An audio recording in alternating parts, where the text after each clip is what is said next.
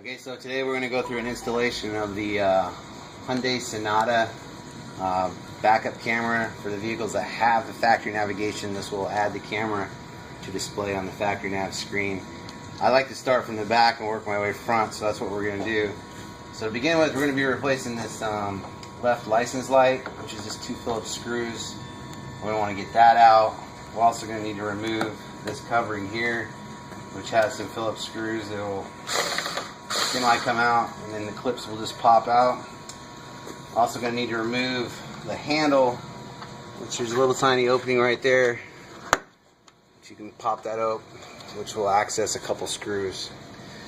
So I'm going to go ahead and remove all this stuff, and then I'll be back to show you the routing of the wire. Okay, so in mounting this, I decided to go ahead and remove all of this to make it easier to route the wires through. There is a harness that comes right through here, so technically you can get creative and try and fish it through. I just don't like doing that, so I went ahead and removed all this stuff. Pretty much you got to start. There's some 10mm nuts on both sides of the trunk. There's also a 9 and an 8mm, or actually, excuse me, an 8mm and a 10mm nut attaching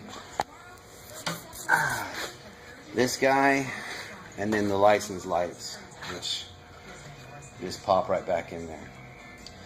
Once those are loosened and out, you can take the trim panel off, which is held in with clips. Some of the clips may stay in place. I would not try and dig them out. You can actually just smack it back on. Once this is off, we can get the garnish off, which is locked into place on the bottom, on the back side, access from here. You gotta push in these little ears, and this whole thing will pop out. So if you elected to get the factory Sonata cam, you're gonna have to take this out anyway to put our new camera garnish in there. Then of course the light pops in right there. Now you are gonna remove one of the lights, because this has a built-in LED. This 2 little red and black wires on the back side. You're going to take the red to the orange and the black to black, obviously, and then either tape it or, heat shrink it up like I did. Then on the back side, I've got it routed all the way through here and through the grommet. So I'm just going to go back in there. The reverse camera is going to power at the light. Directions say to power it at the black and the blue. I just wouldn't do it on the ground at the light. It usually gives a bad signal, so I would definitely pull your power from the blue and then do a ground to one of the screws that you undid the nut on anyway. I'm going to go ahead and start reassembling, and I'll show you what it looks like and how we're going to route the wire from once we get it in here. We got this all back together up here and reassembled. Harness run through, coming down where the factory one is. Got my reverse red wire going to the blue wire. You can try and T-tap it. You gotta be real good with that. I highly recommend soldering for the best image. And then I used the 10mm nut as a grounding point for the ground. You can see by all the zip ties, we're just following no factory harness all the way down. You're gonna have to remove, there's a clip in the very back, so you can pull this down, drop the wire in behind. You want to use a big long zip tie to kind of help fish wires through. This is also going to help you go through, once you have that front back seat folded down, you can see we can go right under there into the cabin where we're going to follow the sill panels going all the way up. So I'll show you how we're running that wire here in just a second, and go ahead and run it. Okay, so you can see we've brought the cable through and just secured it to the factory harness, going all the way up.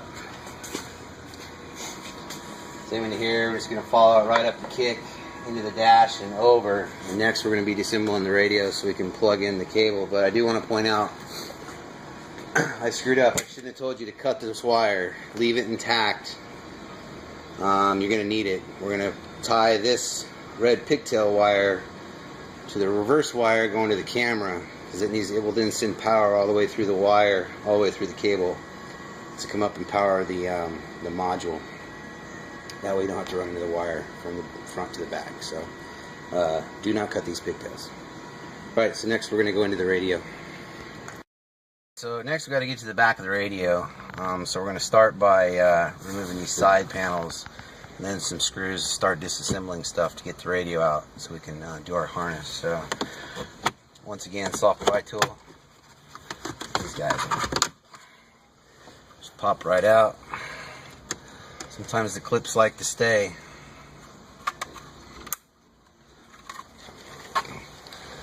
Set the panel out of the way where it won't get scratched.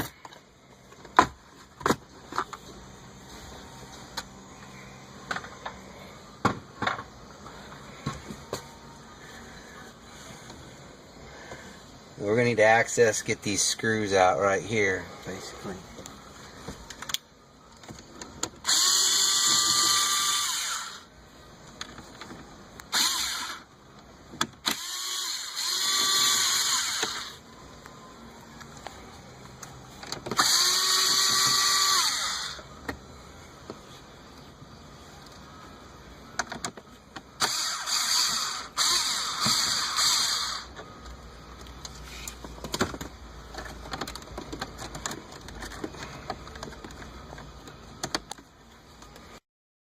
Alright, so next, this surround right here along with the AC controls has got to come out. This is really, really tight, so take your time with it. Once again,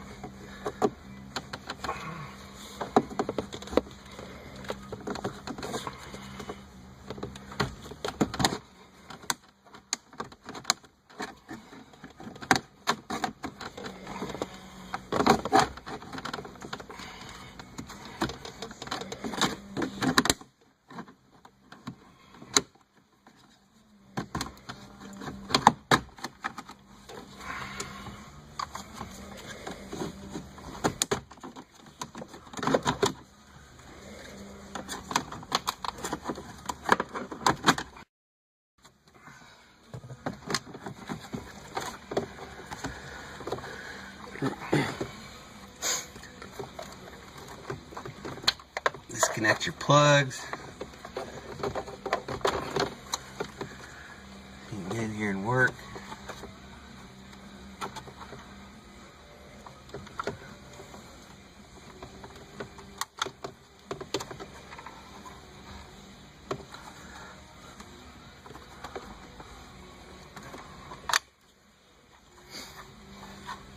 Set it aside so you don't scratch it.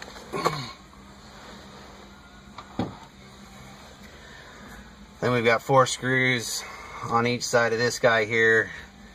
We're going to remove out and to get the radio out, which I'll do right now. So I'll be back in a second.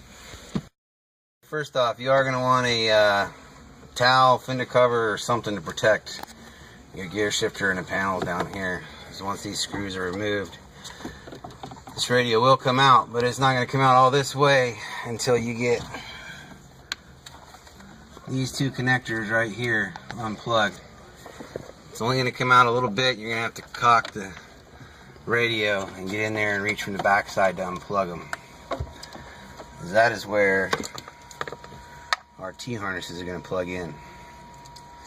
Can't mess these up. They're only going to go in one spot. You want to plug these in, route them off to the left.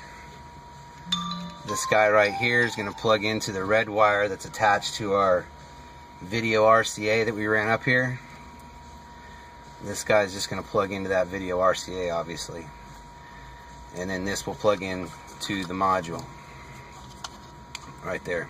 So with all that connected, once we fire it up, we should have reverse image on the screen when we put it in reverse. So let me go ahead and make these connections and I'll be back to show you the outcome. We've got the radio back in. I don't have it secured yet. That's what I'm going to do here in a second. But I do want to point out, I'm able to mount the interface box right here. So I'm going to go ahead and secure everything. We'll test this once everything's plugged back in. The AC controls, everything have to be plugged in. You do not want to turn the key on without this guy plugged in, because you'll have a light come on for your airbag. So I'm going to go ahead and get all this button back up, and we'll fire it up for you.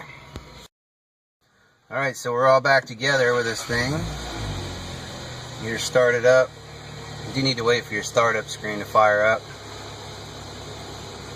And as soon as we have startup screen, we can place her in reverse, and there you have it. It does come with the built-in parking grid lines, 3 different colors. But yeah, fully integrated backup camera into the factory Sonata navigation system.